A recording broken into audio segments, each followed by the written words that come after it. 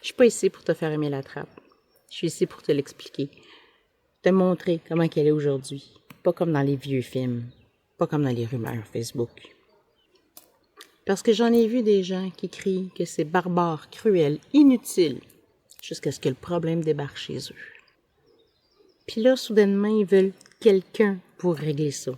Ben, ce quelqu'un-là, souvent, c'est quelqu'un comme moi, un trappeur, une trappeuse.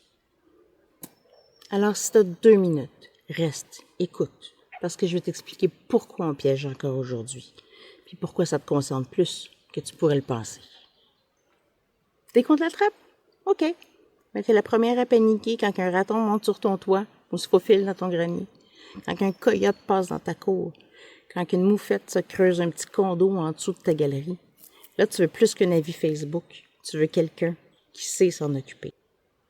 Même chose quand ton terrain se fait inonder et que tu comprends pas pourquoi, jusqu'à temps de voir les arbres coupés en biseaux par un castor. Puis c'est là que t'appelles la ville, le ministère, un agent de la faune. Mais tu sais quoi? Très souvent, c'est à nous qui font appel, parce qu'on est formés, équipés, mais surtout, on est déjà sur le terrain. On est chez vous avant que ça pue dans ton entretoit. Quand il y a un problème avec un animal, c'est pas un plombier qui t'appelle. C'est pas un gars avec un chandail de chasse puis une calotte John Deere qui t'a pris sur Facebook. C'est un trappeur, une trappeuse, quelqu'un qui connaît les animaux, les signes, les habitudes. Quelqu'un qui est formé, quelqu'un qui respecte les règles, mais surtout qui marche le territoire. Moi, je vois des choses que tu verras jamais en ville. Des traces dans la boîte, des sons, des odeurs qui veulent dire « Attention, il y a du monde ici ». Je peux lire la nature comme certains lisent un journal. Je passe des semaines dans le bois, des mois des fois.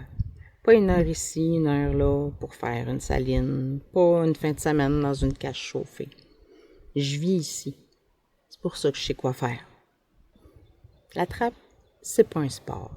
C'est pas une tradition juste pour faire beau. C'est une nécessité. C'est une job qu'on prend quand il n'y a plus personne qui veut la faire. On trappe pas parce qu'on aime tuer. On trappe parce qu'on veut garder un équilibre. Trop de castors, ça inonde les chemins, ça coupe les arbres, ça bloque les ponceaux. Trop de coyotes, les chevreuils en mangent une claque, les chats, les chiens des fois. Trop de ratons, c'est la rage, la gale, les greniers pleins de crottes. Puis en même temps, on protège.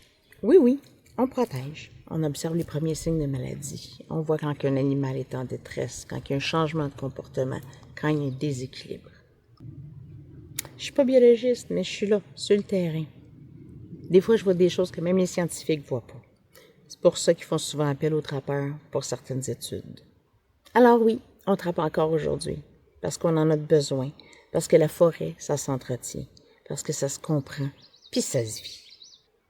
Tu seras peut-être jamais d'accord avec ce que je fais, puis ça, c'est bien correct. Mais si tu es encore ici, c'est peut-être parce que tu as compris que c'est pas tout blanc ou tout noir, que c'est pas bien ou c'est mal. On ne trappe pas contre la nature, on trappe avec.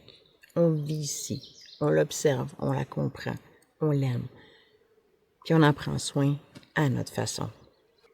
Alors la prochaine fois que tu vas passer un commentaire qui juge, une image qui choque, respire un peu, arrête-toi et réfléchis. Est-ce que je comprends vraiment qu'est-ce que je suis en train de critiquer? Parce qu'au fond, on trappe peut-être pour la nature, mais bien souvent, on trappe pour toi.